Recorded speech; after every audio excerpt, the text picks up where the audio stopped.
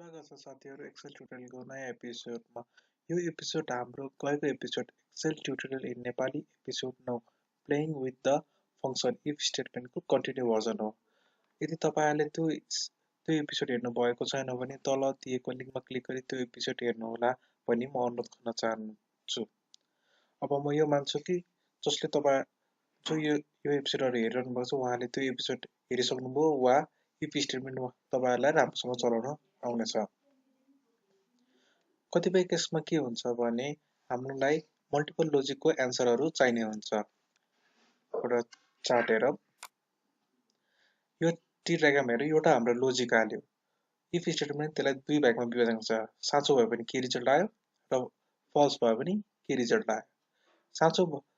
यदि साँचो हुँदा पनि अर्को लोजिक आयो भने हाम्रो यहाँबाट फेरि सेकेन्डरी एन्सर प्राइमरी एन्सर भन्नु यसलाई सेकेन्डरी एन्सर आउँछ। यदि सेकेन्डरी एन्सर पनि कुनै हाम्रो लोजिक छ भने त्यो थर्ड सेटिङमा जान्छ र त्यस्तै हुँदै हुँदै अरु अगाडि पनि बढ्दै जान्छ। एउटा अभ्यास गरौँ हामी। क्वेशन छ एउटा सेलको भ्यालु 10 सम्म छ भने त्यसको रिजल्ट हाम्रो ए आउनु पर्यो र त्यसैगरी is greater than 10 but less or equal to 15 छ भने बी आउनु पर्यो र is greater than 15 but less value चाहिँ 300 आउनु पर्यो र ग्रेटर देन 20 छ भने चाहिँ आउट अफ रेन्ज आउनु पर्यो। ल कपी गरी उता लगाउँ।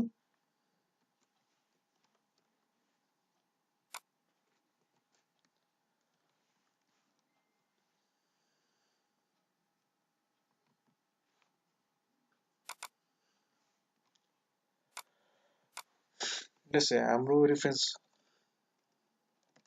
रेफरेन्शियल चाहिँ यो हो हाम्रो।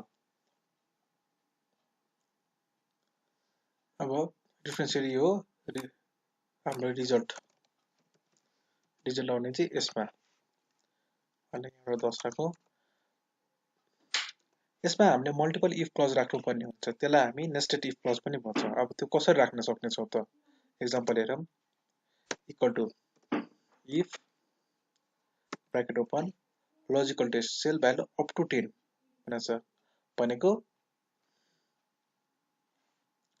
यो चाहिँ हाम्रो लेसर इक्वल टु 10 हुनु पर्यो।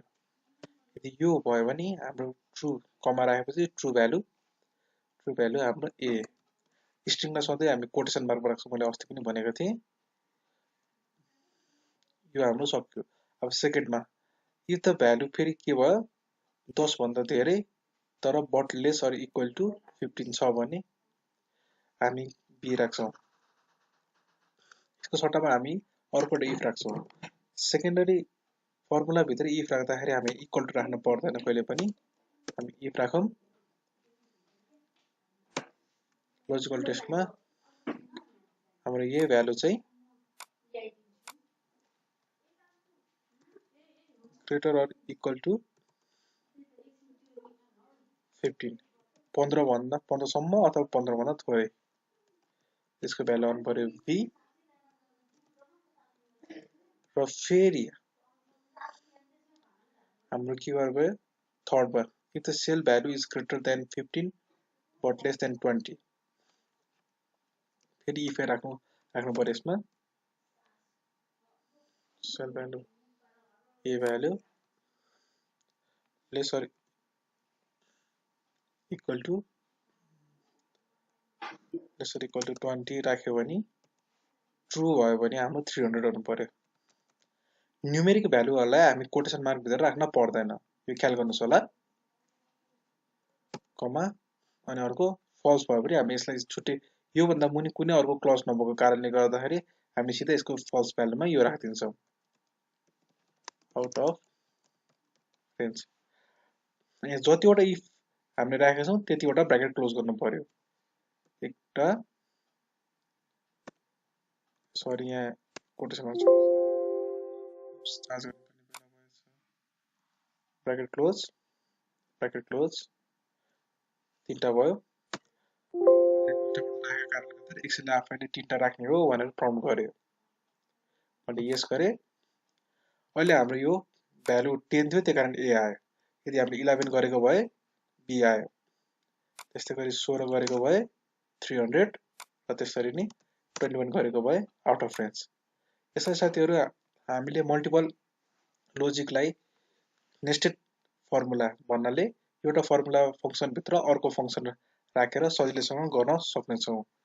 एउटा कुरा के ख्याल गर्नुपर्ने हुन्छ भने हाम्रो इफ क्लजले जम्मा 7वटा इफसम्मलाई मात्र सपोर्ट गर्नेछ। त्योभन्दा बढी छ भने हामीले अर्कै फर्मुला लाउनु पर्ने हुन्छ, अर्कै फङ्सन युज गर्नुपर्ने हुन्छ। त्यसको बारेमा हामी यस एपिसोडपछि हेर्नेछौँ। यदि तपाईँहरूलाई यो एपिसोड मन पर्यो कृपया लाइक एन्ड सब्सक्राइब गर्न नभुल्नुहोला। धन्यवाद।